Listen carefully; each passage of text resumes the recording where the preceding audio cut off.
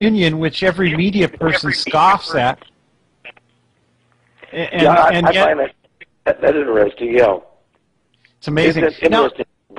Now, yes, go ahead, I'm sorry. Yes, it is. Now, Tex, something that we might as well go all the way with controversy. Something I saw on your website that I do find troubling, not with you, but with this person, is that I put all my support in 2008 with Ron Paul. I actually met him, and he seemed like a nice enough guy, but then I started hearing stories about him being a Freemason, and I see that you're covering that at texemarrs.com.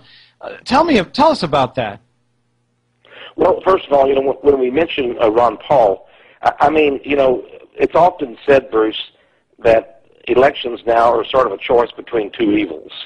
Right. And boy, that's the truth. Especially, Democrat and Republican, hey, not a dime's worth of difference between the two. They're controlled, I believe, by the same evil faction at the very top of the structure of the Illuminati elite. But as far as Ron Paul goes, if I had to vote for a guy as congressman, I would vote for Ron Paul over anyone else. So let me first of all state, that when you look at the other, almost 565 congressmen, in all, including the senators, I think I'd vote for Ron Paul over just about everybody there. So, that is, I'm saying something very favorable about him. He very much is a constitutionalist. He is against unconstitutional wars. And even though, I'm a retired Air Force officer and spent over 20 years, I'm very glad to say that I'm against war, too. War is a very unpleasant thing, and I lost some friends in Vietnam that were shot down.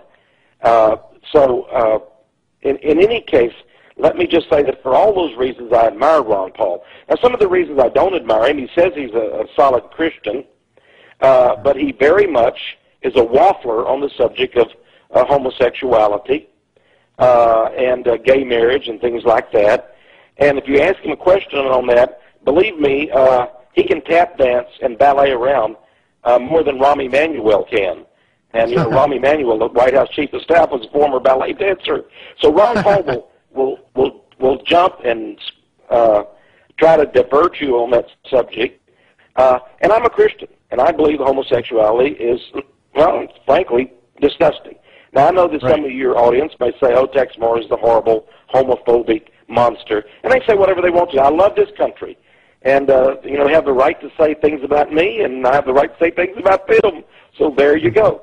But he certainly waffles on that issue. Now, as far as the Masonic order goes, his wife, I don't blame everything on the man here, or the spouse, but she is a member of the Order of the Eastern Star, which is a Masonic women's group. His two daughters are members of Masonic young girls groups.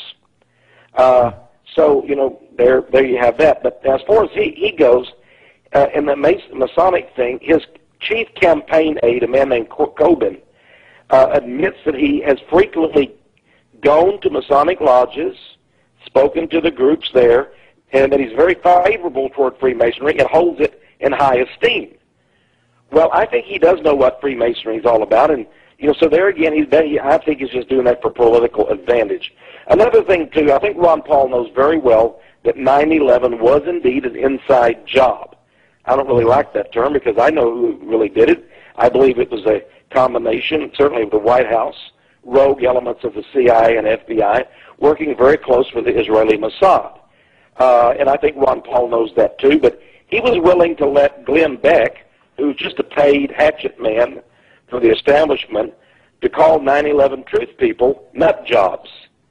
And I saw Ron Paul there on the Glenn Beck show on Fox, and Ron Paul just sort of smiled like, yeah, he agreed with that. And that's another area where he dances away and tries to hide the obvious, because he knows in America it's not politically correct to tell the truth about 9/11 or the Oklahoma City bombing or any of these other false flag events. But so I give Ron Paul his due in many areas, but I think he's a waffler on those issues, and personally, I'll be honest with you, I'm looking for a hero. I'm looking for a guy that really believes something and is willing to tell the media, go jump in the lake, friends. You know, I'm going to tell you the truth no matter what. And I think Ron Paul is too eager to get elected, and he's just not going to do that.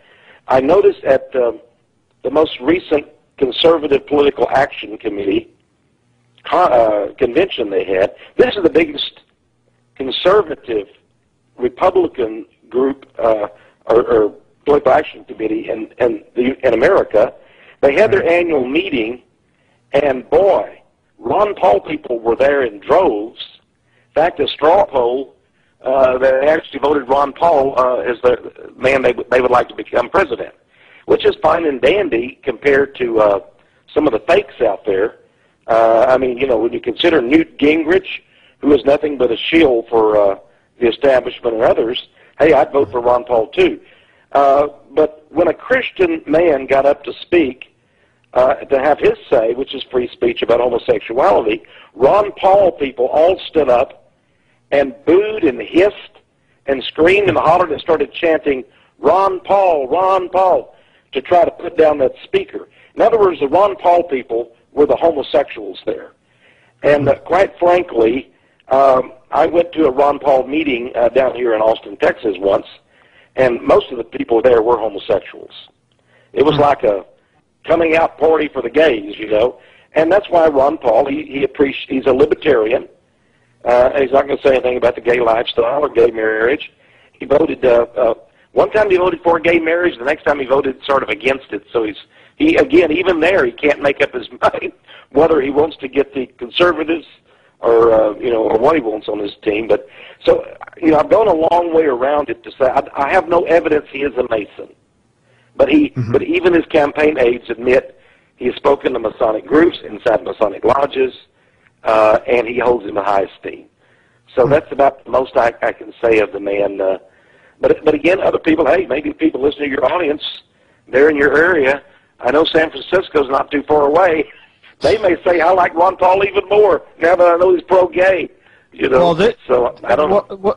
And this program can be heard online, so we have listeners from all over the place, but it actually broadcasts in the radio stations in the two biggest cities of New Hampshire, which are Nashua and Manchester. So okay. That's a fairly libertarian state.